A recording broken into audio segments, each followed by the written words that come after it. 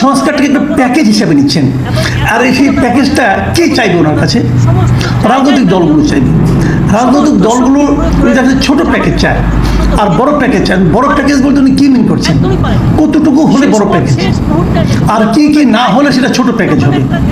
তো এই যে প্যাকেজের কথা উনি বলেছেন, প্রশ্ন হচ্ছে যে গত 7 মাসে উনি কোন প্যাকেজ দিয়ে অগ্রসর হচ্ছিলেন? উনি দায়িত্ব নেওয়ার পর থেকেই কিন্তু উনি সংস্কারের কথা বলছেন, যে কিছু সংস্কার করতে হবে। কার জন্য সংস্কার? কিসের সংস্কার? রাষ্ট্রের কিছু সংস্কার উনি করবেন। এদেশের মানুষ যাতে এমন একটা পরিস্থিতি তৈরি করতে পারে, এমন একটা সিস্টেম তার সামনে উনি তৈরি করতে চান, যে সিস্টেমের কারণে এদেশে আর দ্বিতীয়বার ওই ধরনের স্বৈরাচারী সরকার না আসতে পারে। উনি এই কথাই কিন্তু বলেছেন, মানে সংস্কার বলতে এই মূলটাই আমাদের সামনে ঝুলানো হয়েছে, সংস্কারের মূলা। সেই সংস্কার কেমন হচ্ছে? গত 7 মাসে কতটুকু সংস্কার হয়েছে, অথবা গত 7 মাসে এই সরকার সংস্কারের পথে কতটুকু অগ্রসর হতে পেরেছে? 7 মাসে যতটুকু অগ্রসর হয়েছে তাতে কি আপনারা সন্তুষ্ট কিনা? যদি তাতে সন্তুষ্ট না হয়, তাহলে উনি আবার আগামী বছর জুন পর্যন্ত সংস্কার করবেন, তার উপর ভরসা কি রাখবে? তো উনি যদি 7 মাসে যে পারে সে অল্প দিয়ে কিন্তু নমুনা দেখাতে পারে, সেই নমুনাটা ওনার যতটুকু দেখিয়েছেন তাতে কি আপনি হ্যাপি? আর যে সংস্কার কর্মকাণ্ডের উপর, ওনার যে সংস্কার কর্মকাণ্ড, তার উপর দেশের 62% মানুষই ওনার কর্মকাণ্ডে সন্তুষ্ট নন।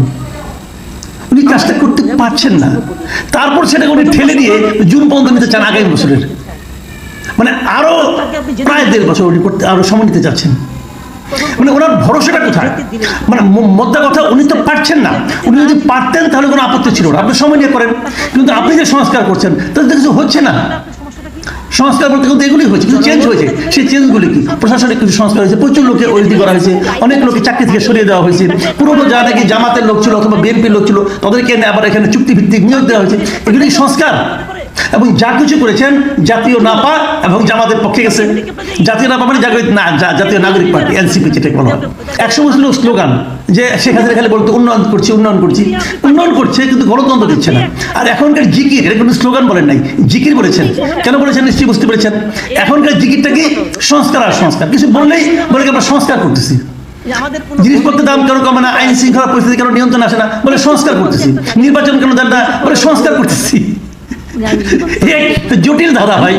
আমরা সাধারণ মানুষের কপালে এই উন্নয়নের সংস্কার ছাড়া বোঝার কিছু নাই। এর থেকে আমরা কবে কিভাবে মুক্তি পাবো বুঝতেই পারছি না।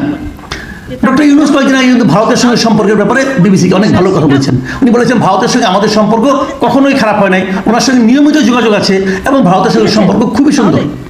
তাহলে যিনি পাঙ্গাল লড়তে চান, হাসান সাহেব এবং অন্যরা, তারা তাদের সঙ্গে কিন্তু ইউনূস সাহেবের কথা মিলতেছে না। আরেকটা জিনিস যে সম্ভব একটু দেখে নিয়ে, যে এই ইউনূস সরকার ক্ষমতায় আসার পর ভারতের সঙ্গে আমাদের আমদানির পরিমাণ আগের তুলনায় বেড়েছে নাকি কমেছে? আমি যতটুকু জানি বেড়েছে।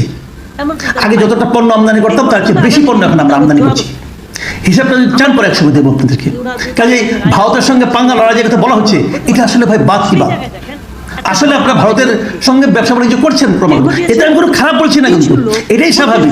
বড় একটা দেশ পাশে আছে, আমি একই পণ্য যদি চীন থেকে আনি অথবা অন্য কোনো জায়গা থেকে আনি, আমার পরিবহন খরচ বেড়ে যাবে না? আমার যেখান থেকে লাভ হবে সেখান থেকে আনবো। লিখেছেন বিডি জব সলিউশন। উনি লিখেছেন ইউনূস একজন ক্ষমতালোভী মানুষ, সে সংস্কারের মূলা ঝুলিয়ে ক্ষমতা স্থায়ী করতে চাচ্ছে। এই সংস্কারের মূলা যেটা আমি বললাম শুনতে, এবং আগের গভর্নমেন্ট ছিল উন্নয়নের মূলা, এবার সংস্কারের মূলা। কতটুকু যাবে এটা নিয়ে আমরা জানি না। আমি শেষ যে মন্তব্যটা পড়ছি সেটা মোহাম্মদ শামীম হুসাইন লিখেছেন, এরা কি সংস্কার করবে? একজন বিদেশি নাগরিক দিয়ে সংবিধান সংস্কারের প্রধান করা হয়, তিনি তো নিজেই বিদেশি, বাংলাদেশের সংবিধান সংস্কার কিভাবে করবেন?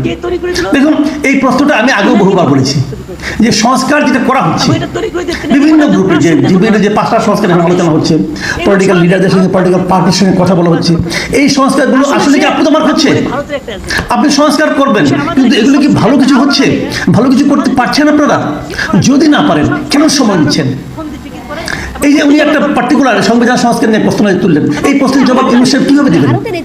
কেন করাচ্ছেন? বাংলাদেশে কি কোনো লোক নেই? উনি কি এত জ্ঞানী ব্যক্তি? তাও আবার উনি মানে পলিটিক্যাল সায়েন্সের জার্নালিজমের টিচার, তাকে নিয়ে এসে আপনি এগুলি করাচ্ছেন। তো এগুলো আমার কাছেও মনে হয় খুবই বাগাড়ম্বরপূর্ণ কথাবার্তা। এইসব কথাবার্তার কোনো ভিত্তি আছে বলে আমি মনে করি না। ডক্টর ইউনূস প্যাকেজ দিচ্ছেন, এই প্যাকেজ সেই প্যাকেজ, ভাই এই প্যাকেজে কাজ হবে না। দয়া করে আপনি যে কতটুকু পারবেন 7 মাসে দেশের মানুষ বুঝে গেছে, কতটুকু যে সংস্কার করবেন এটাও দেশের মানুষ বুঝে গেছে। কাজে প্লিজ আর সময় নষ্ট করেন না, মানুষের টাকা পয়সার অপচয় করেন না। আপনি এবার বিদায় হন ভাই, এনাফ ইজ এনাফ। আমি মনে করি এনাফ ইজ এনাফ। আপনি পারছেন না, এবং আপনি পারছেন না যে এটাও বুঝছেন না।